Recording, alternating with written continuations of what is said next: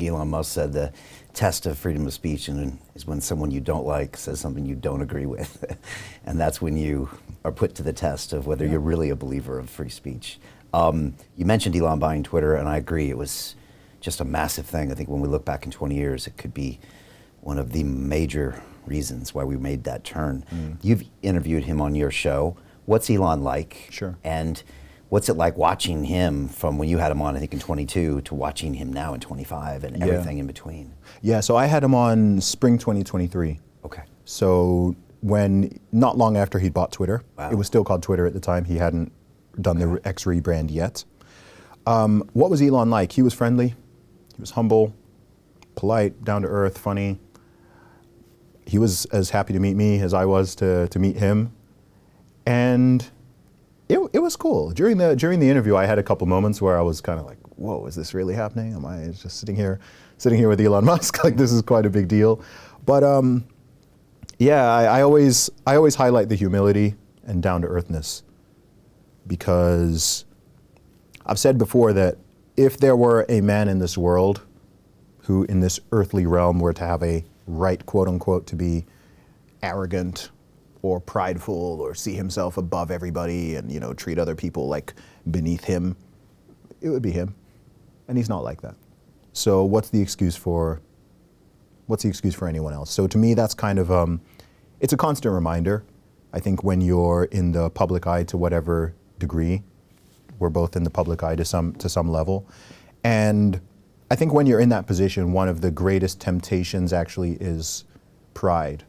The sin of pride, I think, is the one that tends to magnify and come for you, because you're in a certain position and you receive a lot of attention and praise, and people care about what you have to say, and people quite literally are following you. You quite literally have millions of people tuning in to hear the things that you're saying.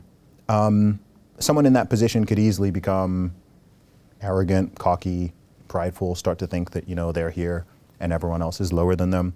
And there are so many warnings in the Bible against that.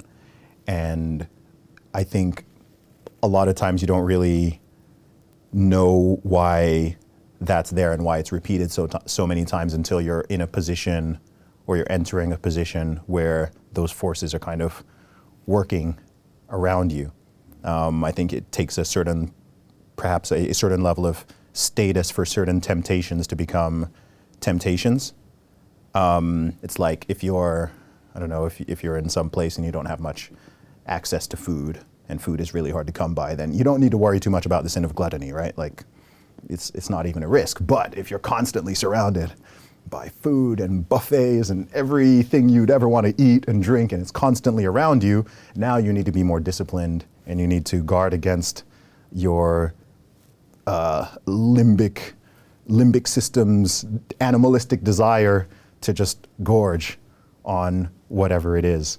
So that's a bit of a long-winded answer, but I like Elon. I'm glad that if someone is going to be the wealthiest and one of the most powerful men on earth, I'm happy that it's him, as opposed to many other people who it could have been, who I think would be wielding that weapon far more destructively in a much more anti-human direction. I do believe he is pro-humanity, which is important to me. And I hope... How do you get out of a rat race? How do you create wealth not only for yourself, but also for the generations to come after? I am absolutely amazed with the quality of companies that we're getting exposure to. We go on to Zoom calls with the innovators and the folks who are building new applications in metaverse, blockchain, artificial intelligence, decentralized finance. What's going on, everybody? Thumbs up if you can see me. We are focusing on early stage investment. And the quality of people that we're getting exposure to, whether it be Dan Tapiero with 1RT, Jason Ma from Open, Yatsu from Animoca. It's been a phenomenal experience thus far. It has far exceeded my expectations. We are focusing on cutting edge technologies. I view it now as the best investment I've ever made. The upside I view is unlimited. And as a retail investor, I would never get this exposure anywhere else outside of Investment Club. See you in the Investment Club. And I pray that he as he continues to gather more power and wealth and influence, that he also has the wisdom and the caution to guard against these same issues that I'm talking about, right? We all know that power and wealth can corrupt. That's always been true. And so I pray for him. I pray that he is wise enough to use that power wisely and to use his influence in a good way, because he's got so much of it that it could be really destructive in a way that most people's destructive power is very limited. Yeah, not him. No, yeah, exactly, right? You know, most people, they can wield a lot of destruction in a small vicinity, perhaps, before being stopped. But when people are just in certain positions within or outside of a government, as we've been seeing, there are people who can move things around and manipulate things and fund this here, and most people can't. Let me just put 10 billion in that. Most people can't do that, right?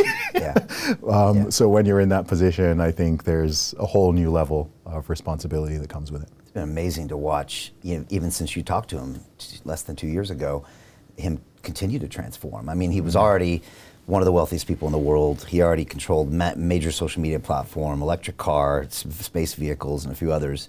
Then he became best friends with Trump. Yeah. He campaigned and probably helped him win the state of Pennsylvania. Mm-hmm. Now he's in Doge, and he's in there slashing and burning, with the Trump go-ahead and doing some pretty incredible stuff there. Now, some people watching this will say, Zuby, he's already lost it, and he's using his platform for all of his agendas. Yep. But I still think he is making decisions based on his ideology, and I think he wants transparency and he wants democracy, and I think it's incredible to see what he's doing, and it's an amazing evolution. I think we're at such an early stage of it that I don't think, honestly, we're yet in a position where we can see the net positive or net negative of it. It's a bit like in 2016 when the Brexit vote happened. I remember people on both sides of the issue were so passionate about it. Some people still are, right? And you had the people who were very strongly pro-Remain, who were like, this is it, the UK is over, they've destroyed the whole thing, this is the biggest cock-up ever in British history. And then you have people on the other side who are like, nope, this is gonna usher in the new golden era, this is like, we're gonna make Britain great again, da-da-da. And I was just like, none of you know, we can't know, right? We can't know. I mean, at that point, the UK hadn't even left the EU yet. Yeah. The referendum had just happened. It wouldn't be another few years till the UK would actually leave. And it's like, people are there with their doomsday predictions and their golden era predictions. I'm just like, guys, we don't know. It's too early.